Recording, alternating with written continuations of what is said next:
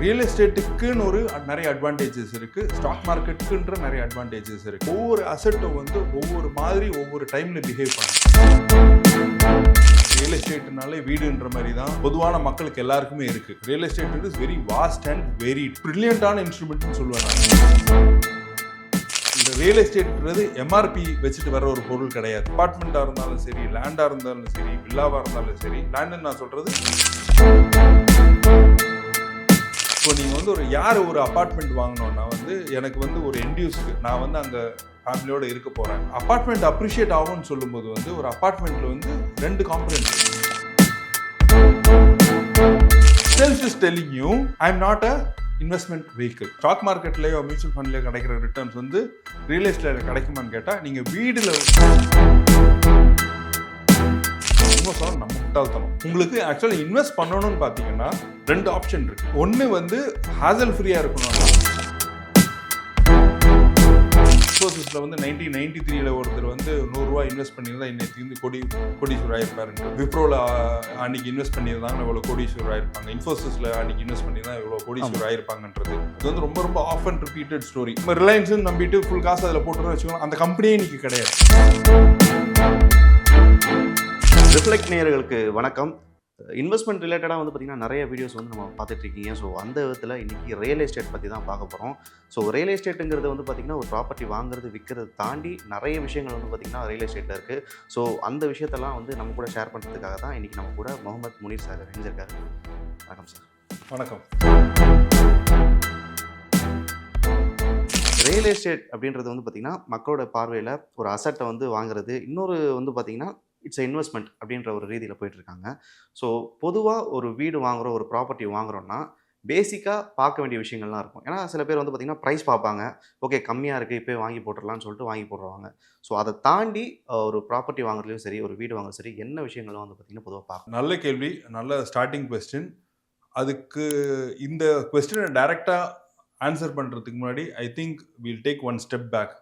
ஒரு ஸ்டெப்பு பின்னாடி போயிட்டு ரியல் எஸ்டேட்ன்றது என்னன்றது புரிஞ்சுக்கிறோம். ஓகேங்களா? ஏன்னா வந்து இப்போ நீங்களே வந்து ரியல் எஸ்டேட்னாலே வீடுன்ற மாதிரி தான் கொஸ்டின் ஆரம்பிச்சிங்க. அண்ட் அந்த புரிதல் தான் பொதுவான மக்களுக்கு எல்லாருக்குமே இருக்கு. ஓகேவா? ஸோ ரியல் எஸ்டேட்ன்றது இதோட ரொம்ப ரொம்ப பெருசு. Real estate is very vast and வெரிட்.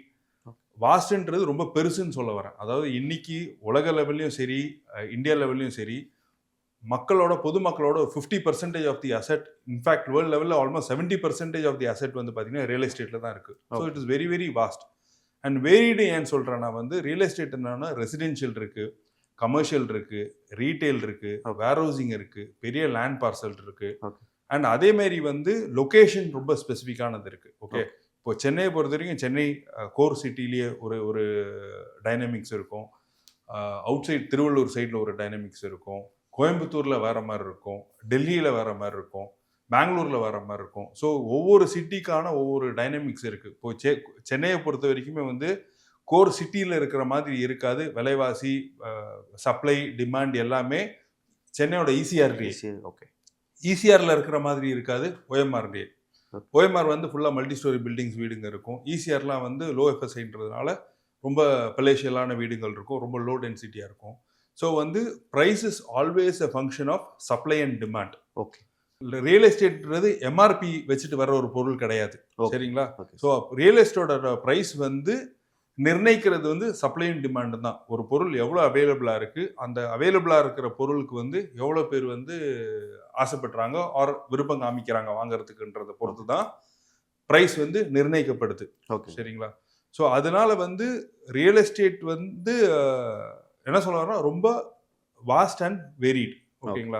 So அதில் ஒரு சின்ன பகுதி மட்டும்தான் வீடு வாங்குறதுன்றது.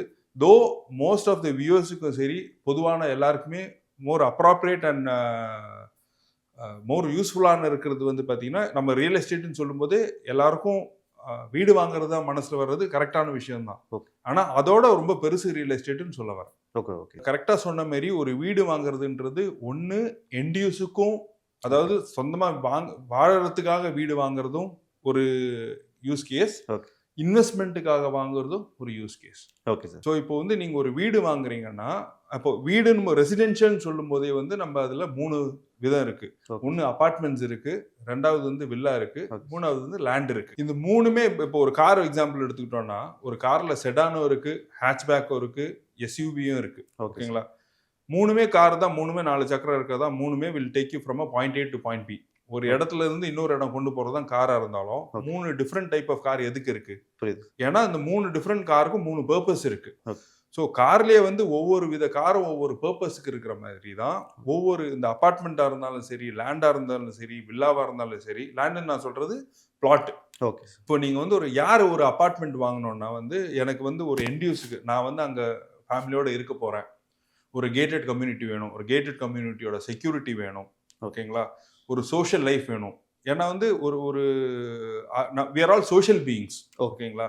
என்னதான் பணக்காரங்களா இருந்தாலும் வந்து அபார்ட்மெண்ட்ல இருக்க விரும்புறதுக்கு மெயின் ரீசன் வந்து பாத்தீங்கன்னா, அதுக்கான ஒரு சோஷியல் லைஃப், ஒரு சீனியர் சிட்டிசன்ஸ் பேரண்ட்ஸா இருந்தாலும் சரி, ஒரு சின்ன வயசு பசங்களா இருந்தாலும், ஸ்கூல் வயசு பசங்களா இருந்தாலும் சரி, நம்ம ஆஃபீஸ் கோயிங் பீப்புளா இருந்தாலும் சரி, எல்லாருக்குமே வந்து நம்ம சம வயசு ஆளுங்க கூட இருக்கிற ஒரு சோஷியல் லைஃப் கண்டிப்பா அது கூடயே வருது. அண்ட் அதுக்கான அம்யூனிட்டிஸ் வரும். இப்போ வந்து எல்லாராலையும் வந்து ஒரு ஸ்விம்மிங் பூல் இருக்கிற வீடு கட்ட முடியாது, ஒரு ஷட்டில் கோர்ட் இருக்கிற வீடு கட்ட முடியாது எல்லாமே. ஆனா ஒரு கேட்டட் கம்யூனிட்டில இருக்கும்போது வந்து அதுக்கான எல்லா அம்யூனிட்டிஸும் அதுக்குள்ளேயே வந்துடுது. ஒரு சேஃப் அண்ட் செக்யூரான என்வாயன்மெண்டா இருக்கு. இப்போ நம்ம பசங்க வீடு விட்டு விளையாட போறாங்கன்னா, எப்படியா இருந்தாலும் இந்த கம்யூனிட்டிக்குள்ள தான் இருக்க போறாங்கன்றது ஒரு பீஸ் ஆஃப் மைண்ட் இருக்கு. ஸோ அதனால வந்து உங்களுக்கு ஒரு என்டியூஸுக்கு வாங்கணும், நான் வந்து அங்கே வாழ போறேன் ஃபேமிலியோடன்ற பட்சத்தில் வந்து நீங்க வந்து ஒரு அபார்ட்மெண்ட் வாங்கலாம். ஓகேங்களா? அந்த அபார்ட்மெண்ட்டும் கண்டிப்பா அப்ரிஷியேட் ஆக தான் செய்யும். ஓகேங்களா? அபார்ட்மெண்ட் அப்ரிஷியேட் ஆகும்னு சொல்லும்போது வந்து ஒரு அபார்ட்மெண்ட்ல வந்து 2 காம்பனன்ட் இருக்கு. ஒன்னு வந்து பில்டிங் காம்பனன்ட், 2வது வந்து லேண்ட் காம்பனன்ட். ஓகே. ஒரு அபார்ட்மெண்ட் அப்ரிஷியேட் ஆகும் நம்ம சொல்லும்போது வந்து பாத்தீங்கன்னா ஆக்சுவலா அது இருக்க லேண்ட் காம்பனன்ட் தான் அப்ரிஷியேட் ஆகுது. ஓகேங்களா? ஸோ நீங்க என்டியூஸ்க்கு வாங்கணும்னா நீங்க ஒரு அபார்ட்மெண்ட் வாங்குங்க. ஓகே. அதே டைம்ல வந்து என்கிட்ட ஒரு அபார்ட்மெண்ட் இருக்கு ப்ரோ, எனக்கு வந்து இன்னொரு இன்வெஸ்ட்மெண்ட்டுக்காக நான் வாங்கணும், ஒரு 2வது ஒரு அபார்ட்மெண்ட் வாங்கட்டேன்னு சொன்னா கூடாது. அபார்ட்மெண்ட் வாங்காதீங்க. ஏன்னா வந்து உங்களுக்கு அந்த அப்ரிஷியேட் ஆகிறது வந்து யூடிஎஸ் சொல்லக்கூடிய லேண்ட் காம்பனன்ட் தான். ஓகே. ஓகே. அன்டிவைடட் ஷேர்னு சொல்லும்போது ஒரு ஏக்கர் நிலத்துல வந்து ஒரு 100 வீடு கட்டுறாங்கன்னா அந்த 100 வீடுக்கும் அந்த லேண்டோட 100th ஷேர் இருக்கும். அந்த உங்களோட 100th ஷேர் எங்க இருக்குன்றது ஐடென்டிஃபை பண்ண முடியாதுன்றதுனால தான் அன்டிவைடட் ஷேர்னு சொல்றாங்க அது. சரிங்களா? ஸோ அந்த அன்டிவைடட் ஷேர் தான் ஆக்சுவலா அப்ரிஷியேட் ஆகுறது. Building is a depreciating asset. Okay. So நீங்க ஒரு இன்வெஸ்ட்மெண்ட்டுக்காக வாங்கும்போது ஒரு லேண்டாவே வாங்கிட்டு போயிடுங்களேன். ஒரு பிளாட் வாங்குனீங்கன்னா அந்த லேண்ட் அந்த 100% land is going to appreciate. இப்போ யூடிஎஸ்ன்னு உங்களுக்கு ஒரு 25-30% கிடைக்கிற அந்த 25-30% அப்ரிசியேஷனோட ஜாஸ்தி அப்ரிசியேஷன் உங்களுக்கு கரெக்டான ஒரு லீகல் ப்ராப்பரா பார்த்து வாங்குனீங்கன்னா லேண்டோட பெட்டர் ரிட்டர்ன்ஸ் கொடுக்குற ஹேசல் ஃப்ரீ அசெட் வேற எதுவுமே கிடையாது. ஓகே. சரி, எனக்கு லேண்டு வாங்க வேண்டாம், அபார்ட்மெண்ட்டும் வாங்க வேண்டாம், எனக்கு ரெண்டுத்தும் மிக்ஸ்டா வந்து எதனா ஒரு ஆப்ஷன் இருக்கான்னு கேட்டால் அதுதான் வில்லா. ஓகே. ஓகே. ஸோ உங்களுக்கு வாழ வேண்டிய உங்க என்டியூஸுக்கான ஒரு பில்டிங்கும் கிடைக்குது, அதே மாதிரி உங்களுக்கு அன்டிவைடட் ஷேர் இல்லாமல் டிவைடட் ஷேர் ஆன ஒரு லேண்டும் கிடைக்குது. ஒரு கிரவுண்டுக்கான ஒரு இல்லை அரை கிரவுண்டுக்கான ஒரு வில்லா வாங்கினீங்கன்னா ஒரு 1200 ஸ்கொயர் ஃபீட் லேண்டும் ஒரு 1500-1800 ஸ்கொயர் ஃபீட் வந்து பில்டப் ஏரியாவும் கிடைக்கும் போது வில்லான்றது பார்த்தீங்கன்னா it is a middle ground for both.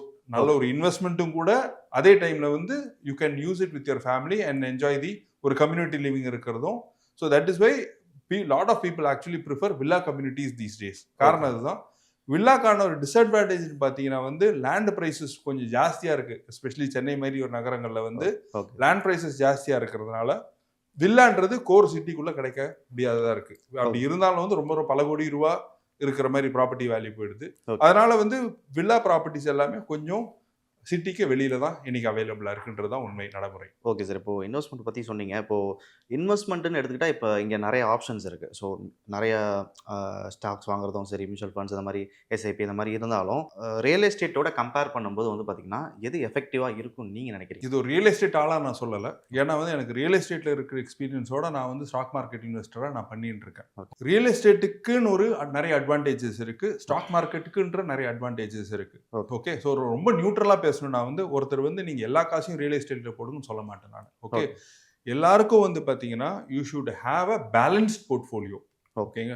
ஓ எனக்கு வந்து I have a mutual fund portfolio, I have a stock portfolio, I have a real estate portfolio. Okay. So எல்லாருக்குமே வந்து ஒரு அசெட் டைவர்சிஃபிகேஷன் சொல்லுவாங்க. ஓகேங்களா? நீங்க ஒரு இன்வெஸ்ட் பண்ணும்போது வந்து உங்களுக்கு எல்லா தரத்துல இருக்கிற அசெட்ஸும் உங்க போர்ட்ஃபோலியோல இருக்கணும். ஓகே. ஏன்னா வந்து ஒவ்வொரு அசெட்டும் வந்து ஒவ்வொரு மாதிரி ஒவ்வொரு டைம்ல பிஹேவ் பண்ணும். ஓகேங்களா?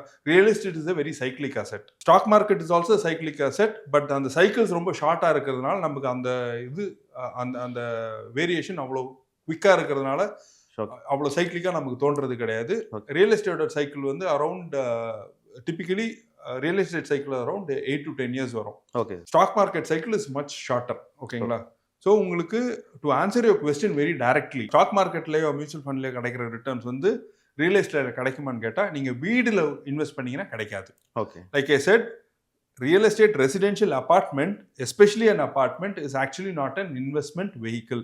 It's an end use vehicle. Okay. end use vehicle என்ன சொல்ல வரேன்னா, இப்போ வந்து நீங்க கார் வாங்குறீங்கன்னு வச்சுக்கோங்களேன். ஓகே, நீங்களும் ஒரு கார் வாங்குறீங்க, நானும் ஒரு கார் வாங்குறேன். பர்சனல் யூஸுக்காக ஒரு கார் நீங்க வாங்குறீங்க. ஓகேங்களா? நான் வந்து அதே கார் வந்து டாக்ஸி பர்பஸ்க்காக வாங்குறேன். ஓகே. 2 பேரும் 10 லட்ச ரூபா போட்டு அதே காரை வாங்குறோம்னு வச்சுக்கோங்க. நான் அந்த காரை வச்சுக்கிட்டு மாசத்துக்கு 50,000 ரூபா சம்பாதிக்கிறேன் அதை வச்சுக்கிட்டு. ஓகே. ஓகே, அதை பார்த்துட்டு நீங்க வந்து என்னடா இதே காரை வச்சுட்டு 50,000 ரூபா சம்பாதிக்கிறேன்னு பார்க்க மாட்டீங்க. ஏன்? பர்சனல் யூஸ்க்காக வாங்கினன்ற உங்களுக்கு புரிதல் இருக்கிறதுனால அந்த கம்பேரிசனே வராது. பர்பஸ் ஆஃப் பையிங் வந்து purpose of buying. So exactly. Okay, so நம்ம என்ன பர்பஸ்க்காக வாங்குறோன்றது புரிதல் இருந்தாலும் இந்த கன்ஃபியூஷன் ஆக்சுவலாக வெளியில வந்துடும். ஓகேங்களா? நீங்க வந்து இப்போ அபார்ட்மெண்ட் வாங்கிட்டு அதை அப்ரிஷியேட் ஆகலைன்னு சொல்றது வந்து அசெட்டோட பிரச்சனை கிடையாது, நம்மளோட பிரச்சனை. ரியல் எஸ்டேட் அபார்ட்மெண்ட்ஸ் வந்து 2.5-3% தான் கொடுக்கும்ன்றது எல்லாருக்குமே தெரிஞ்ச விஷயம். Self is telling you I am not a investment vehicle. Okay. அப்படி இருந்தும் நம்ம திரும்ப போயிட்டு அதுல இன்வெஸ்ட் பண்ணிட்டு அதுல ரிட்டர்ன்ஸ் கொடுக்கலாம்னு சொல்றது வந்து உண்மை சொன்னா நம்ம முட்டாள்தனம். ஓகேங்களா? இப்போ எஃப்டி இருக்கு, எஃப்டியில் உங்களுக்கு 8% தான் கிடைக்கும். ஓகேயா? ஸ்டாக் மார்க்கெட் போட்டிங்கன்னா ஆன் அன் ஆவரேஜ் கேகர் வந்து 12-13% கிடைக்கும். திரும்ப நீங்க எஃப்டியில போட்டு மியூச்சுவல் ஃபண்டோட 12% இதுல கிடைக்கலன்னு கம்ப்ளைண்ட் பண்ற மாதிரி இது. ஓகேங்களா? ஸோ ரெசிடென்ஷியல்ல பாத்தீங்கன்னா உங்களுக்கு கம்மி ரிட்டர்ன்ஸ் தான் கிடைக்கும். ஓகே. உங்களுக்கு ஆக்சுவலி இன்வெஸ்ட் பண்ணணும்னு பாத்தீங்கன்னா 2 ஆப்ஷன் இருக்கு. ஒன்னு வந்து ஹாசல் ஃப்ரீயா இருக்கணும்னா லேண்ட் வாங்கி போடுங்க. ஓகே. டிபிக்கலி லேண்டோட அட்வான்டேஜ் என்னன்னா உங்களுக்கு வந்து ஒரு ஸ்டாக் மார்க்கெட் மாதிரி ரொம்ப அனலைஸ் பண்ணி இது பண்ண வேண்டிய அவசியம் கிடையாது. ஓகேங்களா? இப்போ எல்லாரும் சொல்லுவாங்க இன்ஃபோசிஸ்ல வந்து 1993ல ஒருத்தர் வந்து 100 ரூபாய் இன்வெஸ்ட் பண்ணியிருந்தா இன்னைக்கு வந்து கோடீஸ்வரர் ஆயிருப்பாருன்றது. ஓகேங்களா? இது வந்து ரொம்ப ரொம்ப ஆஃப் அண்ட் ரிப்பீட்டட் ஸ்டோரி. விப்ரோல அன்னைக்கு இன்வெஸ்ட் பண்ணியிருந்தாங்க இவ்வளோ கோடீஸ்வரர் ஆயிருப்பாங்க, இன்ஃபோசிஸ்ல அன்னைக்கு இன்வெஸ்ட் பண்ணியிருந்தா இவ்வளோ கோடீஸ்வரர் ஆயிருப்பாங்கன்றது நமக்கு பர்சனலி தெரிஞ்சு எத்தனை பேர் அந்த மாதிரி ஆயிருக்காங்க? எனக்கு தெரிஞ்சு ஒருத்தர் கூட கிடையாது. ஓகேங்களா? ஏன்னா என்னைக்கோ வாங்கிட்டு நம்ம அப்ரிசியேஷன் கிடைச்சுன்னு வித்துட்டு போயிடுவாங்க. அதே மாதிரி வந்து பட் நீங்க உங்களுக்கு தெரிஞ்சவங்களே நிறைய பேர் வந்து ரியல் எஸ்டேட்ல நிறைய காசு பார்த்தவங்க நிறைய பேர் இருப்பாங்க. ஓகே, பிகாஸ் ரியல் எஸ்டேட்ல வந்து ஜென்ரேஷனல் வெல்த் உருவாக்கக்கூடிய ஆப்பர்ச்சுனிட்டி ரியல் எஸ்டேட்ல தான் இருக்கு. நீங்க ஒரு கரெக்டான ஒரு லேண்ட், இப்போ ஒரு ஸ்டாக் மார்க்கெட்ல இன்வெஸ்ட் பண்ணணும்னா எனக்கு வந்து நிறைய தெரிஞ்சிருக்கணும், அதுக்கான நாலேஜும் இருக்கணும், அதுக்கான டைமும் இருக்கணும். ஒரு ஸ்டாக் இன்வெஸ்ட் பண்ணி இது பண்றதுக்கு, அனலைஸ் பண்ணி இன்வெஸ்ட் பண்றதுக்கு. பட் அந்த லேண்டில் அப்படி கிடையாது. ஒரு கரெக்டான ஒரு லொக்கேஷன் லேண்டில் கரெக்டான லீகல் பார்த்துட்டு, ஓகே, இது ரொம்ப காம்ப்ளிகேட் கிடையாது. நீங்கள் வந்து ஒரு ப்ராப்பர்ட்டி ஐடென்டிஃபை பண்ணிட்டு ஒரு லாயர் கிட்ட கொடுத்தீங்கன்னா லாயர் பார்த்து சொல்லுவார் கரெக்டாக இருக்கா இல்லையான்றது. ஓகேயா? டிப்பிக்கலி ஒரு டீசென்டான லேண்டு சென்னையை பொறுத்த வரைக்கும் ஒரு சிட்டி லைக் சென்னையில் பார்த்தீங்கன்னா it will give you anywhere between 17 to 18% கேகர். Okay. Compounded annual growth ரேட்டில் வந்து பார்த்தீங்கன்னா 17 to 18% வந்து சிம்பிளாக கிடைக்கும். இது ஒரு ஸ்டாக் மார்க்கெட்லயோ ஒரு மியூச்சுவல் ஃபண்ட்லயோ பண்ற மாதிரி மாசத்துக்கு போடுறது ஏறுதா இறங்குதா எதுவுமே பார்க்க தேவையில்ல. கரெக்டான ஒரு லொகேஷன்ல கரெக்டான பிரைஸ்ல லீகலி கிளியரா இருக்க ஒரு லேண்ட் வாங்கி போட்டீங்கன்னா 15-20 இயர்ஸ் கழிச்சு பாருங்க, கால்குலேட் பண்ணி பார்த்தீங்கன்னா சாலிடா 17 to 20% கேகர் கிடைச்சிருக்கும். இது வந்து ஒரு அப்நார்மலான ரிட்டர்னே கிடையாது. ஆக்சுவலா ஒரு யாருக்கு வேணா பண்ணலாம். இது எங்க அப்பா பண்ண ஒரு ரிட்டர்ன். எங்க அப்பா வந்து 40 வருஷம் முன்னாடி வாங்கி போட்ட ஒரு லேண்ட் வந்து இன்னைக்கு வந்து கணக்கு போட்டு பார்த்தா, நான் நேற்று கணக்கு போட்டு பார்த்தேன் சார், 18.9% கேகரில் நிற்குது. Okay, 18.9% without any hazel. அதுக்கப்புறம் ஒரு வாங்கி போட்டாரே தவிர 1989ல வாங்கி போட்டாரே தவிர 35 வருஷம் கழிச்சு எதுவுமே பண்ணல. But it has grown for 18.9% கேகர். ஓகேங்களா? இதே வந்து 18.9% கேகர் கிடைக்கிறதுக்கு நான் ஸ்டாக் மார்க்கெட் பண்ணி என்னெல்லாம் பண்ணி இருந்திருக்கணும். ஆமாம் சார். எவ்வளோ டென்ஷன், என்னைக்கு காசு போடுறது, என்னைக்கு காசை எடுக்கிறது, எடுக்கிறது. இதில் நிறைய விஷயம் என் கண்ட்ரோல்லே இருக்காது. 2008 யூஎஸ்ல ஃபினான்ஷியல் கிரைசிஸ் ஆயிடுச்சு. எனக்கும் அதுக்கு என்ன சம்பந்தம்? மார்க்கெட் ஃபுல்லாக கிராஷ் ஆயிடுச்சு, கிராஷ் ஆயிடுச்சு. 50% கிராஷ் ஆயிடுச்சு.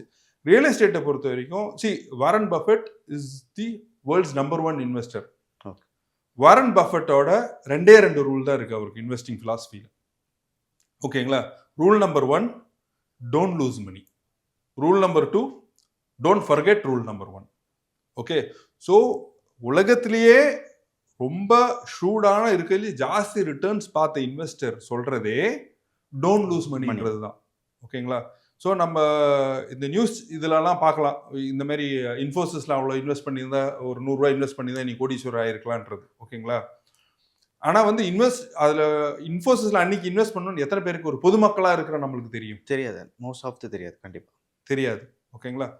ஆனால் அது ஒரு நல்ல ஒரு லேண்டில் வாங்கி போடலான்றது ரொம்ப ஒரு காமனான ஒரு யாராலையும் பண்ணக்கூடிய ஒரு விஷயம். அவ்வளோதான். ஸோ என்ன சொல்ல வரேன்னா, ப்ராப்பரான லேண்டில் இன்வெஸ்ட் பண்ணியிருந்தீங்கன்னா மியூச்சுவல் ஃபண்ட்லேயோ ஒரு ஸ்டாக் மார்க்கெட்லேயோ கிடைக்கிற மாதிரி ரிட்டர்ன்ஸ் கிடைக்கும் வித் வெரி மினிமல் ரிஸ்க். எதுக்கு வாரன் பஃபெட்டோட எக்ஸாம்பிள் சொன்னேன்னா, ஸ்டாக் மார்க்கெட்டில் இப்போ எத்தனையோ கம்பெனிஸ் 30 வருஷம் 40 வருஷம் முன்னாடி இருந்த கம்பெனிஸ் இல்லை, கிடையாது இன்னைக்கு. ஓகேங்களா? சரி, கொஞ்சம் வருஷம் முன்னாடி வரைக்கும் ஒரு ரிலையன்ஸ் கம்பெனி கூட நம்ம ரிலையன்ஸ் நம்பிட்டு ஃபுல் காசு அதில் போட்டுருன்னு வச்சுக்கோங்களேன், அந்த கம்பெனியே இன்னைக்கு கிடையாது. ஓகே, இன்னைக்கு ஸ்டாக் மார்க்கெட்டில் வந்து நிஃப்டி 50 இருக்கிற கம்பெனிஸ் எடுத்து பார்த்தீங்கன்னா, நிஃப்டி 50ன்றது இந்தியாவோட டாப் 50 கம்பெனிஸ். ஓகேங்களா? 25 வருஷம் முன்னாடி இருக்கிற இல்லை 30 வருஷம் முன்னாடி இருக்கிற நிஃப்டி 50 எடுத்து பாருங்க, அதில் இருக்கிற 80% கம்பெனிஸ் இன்னைக்கு இருக்காது. ஸோ அந்த மாதிரி ஒரு கம்பெனியில் டாப் கம்பெனின்னு நினச்சி காசு போட்டிருந்தீங்கன்னா உங்கள் காசு ஒன்றுமே இருந்திருக்காது. ஸோ நீங்கள் இன்ஃபோசிஸ் எக்ஸாம்பிள் சொல்லும் போதும் you should also understand that the opposite can also be true. புரியுது. ஓகே, அன்றைக்கி 100 ரூபா போட்டது ஒரு கோடீஸ்வரர் கரெக்டான ஸ்டாக்ல போட்டிருந்தீங்கன்னா கோடீஸ்வரன் ஆயிருந்திருக்கலாம். அதே டைமில் வந்து அந்த 100 ரூபா போட்டிருந்தீங்கன்னா அந்த 100 ரூபாய் எல்லாமே ஆயிருந்திருக்கலாம். ஆனால் ரியல் எஸ்டேட்டை பொறுத்த வரைக்கும் அப்படி ஆகவே ஆகாது. புரியுது. ஓகேங்களா? நீங்கள் ஒரு 10 லட்ச ரூபா வாங்கி ஒரு இடம் வாங்கி போட்டிங்கன்னா அந்த 10 லட்ச ரூபா வந்து 100 கோடி ரூபா, 10 லட்ச ரூபா வந்து 1 கோடி ரூபா ஆகாமல் இருக்கலாம். ஆனால் அந்த 10 லட்ச ரூபா வந்து ஜீரோ ஆகாது. 10 லட்ச ரூபா உங்கள் லக்கையும் எங்கள் லொக்கேஷனை பொறுத்து 10 லட்ச ரூபா 15 லட்ச ரூபா இருக்கலாம், 20 லட்ச ரூபா இருக்கலாம், 50 லட்ச ரூபா இருக்கலாம், 1 கோடி ரூபா இருக்கலாம். ஆனால் அந்த 10 லட்ச ரூபா ஜீரோ ஆகாது. ஸோ ரிஸ்க்ன்றது எப்பவுமே ரிஸ்க் அண்ட் ரிட்டர்ன்ஸ் தான். Okay, high risk high returns. Real எஸ்டேட்டை பொறுத்த வரைக்கும் நீங்கள் கரெக்டாக பார்த்து பண்ணீங்கன்னா ரிஸ்கே இல்லாமல் ஹை ரிட்டர்ன்ஸ் கொடுக்கக்கூடிய ஒரு பிரில்லியண்டான இன்ஸ்ட்ருமெண்ட்னு சொல்லுவேன் நான். ஓகே, இது வந்து ஒரு லேண்ட் வாங்கி போடுங்கன்றது கேஷ் ஃப்ளோ கிடைக்காது. ஓகே, உங்களுக்கு அப்ரிசியேஷன் மட்டும்தான் இருக்கும், வேல்யூ அப்ரிசியேஷன் மட்டும்தான் இருக்கும். ஓகே, ஆனால் உங்களுக்கு கேஷ் ஃப்ளோ வேணும் எனக்கு. ஓகே, மாதம் மாதம் ஒரு பணத்தை இன்வெஸ்ட் பண்ணேன்னா எனக்கு வந்து மாதம் மாதம் வாடகை வர மாதிரி இருக்கணும். அதுக்காக தான் நான் வீடு வாங்குறேன்னு சொல்கிறேன், நிறைய பேர் இருக்காங்க. ஓகேங்களா? அப்படி ஸோ அதுக்காக தான் நான் இன்வெஸ்ட்மெண்ட்டுக்காக வீடு பார்க்குறேன், எனக்கு வந்து வேறு என்ன ஆப்ஷன் இருக்குது, எனக்கு கேஷ் ஃப்ளோ வேணுன்றவங்களுக்கு வந்து ஆக்சுவலாக வந்து கமர்ஷியல் இன்வெஸ்ட்மெண்ட். ஓகே, கமர்ஷியல்ன்றது சிம்பிளான ஒரு டீ கடையாக இருக்கலாம். ஓகே, உங்களுக்கு ஒரு 1500 ஸ்கொயர் ஃபீட் வீடு கொடுக்குற ரிட்டர்ன்ஸ் வந்து பார்த்தீங்கன்னா அதே வாடகையை வந்து ஒரு 25/25 இது கொடுக்கும், ஒரு கடை கொடுக்கும். ஒரு 100 ஸ்கொயர் ஃபீட் 200-250 ஸ்கொயர் ஃபீட்டுக்கான கடையை வந்து பார்த்தீங்கன்னா வந்து உங்களுக்கு ஒரு 1500 ஸ்கொயர் ஃபீட் வீடு கொடுக்குற ரிட்டர்ன்ஸ் கொடுக்கும். ஸோ நீங்கள் கமர்ஷியலில் இன்வெஸ்ட் பண்ணுங்க, ரீட்டெயிலில் இன்வெஸ்ட் பண்ணுங்க. ஓகேங்களா? ஸோ அது ஸோ இப்போ ஸ்டாக் வச்சு நீங்கள் ஸ்டாக் எடுத்ததுனால சொல்கிறேன், ஸ்டாக்ஸ்லேயே வந்து பார்த்தீங்கன்னா வேல்யூ அப்ரிசியேஷன் ஸ்டாக்ஸ் மட்டும் இருக்குது, டிவிடெண்ட் கொடுக்குற ஸ்டாக்ஸும் இருக்குது. ஸோ நீங்கள் ஒரு வேல்யூ அப்ரிசியேஷன் ஸ்டாக் மட்டும் இன்வெஸ்ட் பண்ணுற நபராக இருந்தால் லேண்டில் இன்வெஸ்ட் பண்ணுங்கள். உங்களுக்கு டிவிடெண்ட் கொடுக்குற ஸ்டாக் அந்த பொசிஷன் நீங்கள் லைஃப்பில் அந்த பொசிஷனில் இருக்கீங்கன்னா, எனக்கு வந்து ரிட்டையர் ஆகும்போது மாதம் மாதம் ஒரு வருமானம் வரணுன்ற சிந்தனையில் இருக்கிற ஆளாக இருந்தால் ஒரு கடையில் ஒரு ரீட்டெயிலில் இன்வெஸ்ட் பண்ணுங்கள். இல்லை அதுக்கு மேலே உங்ககிட்ட பணம் இருக்குது, ஓகே, ஸோ என்கிட்ட ஒரு 5 crores இருக்குது, 10 crores இருக்குது, இன்வெஸ்ட் பண்ணேன்னா வேர் ஹவுசிங்கில் இன்வெஸ்ட் பண்ணுங்க. கண்டிப்பாக. ஓகேங்களா? ஸோ அதுவும் உங்களுக்கு ரிட்டர்ன்ஸ் கொடுக்கும். ஸோ ரியல் எஸ்டேட்டை பற்றி நிறைய விஷயங்கள் வந்து பார்த்தீங்கன்னா நிறைய இன்ஃபர்மேஷன் எங்களோட ஷேர் பண்ணிக்கிட்டீங்க. நேரத்துக்கு ரொம்ப நன்றி சார். ரொம்ப நன்றி.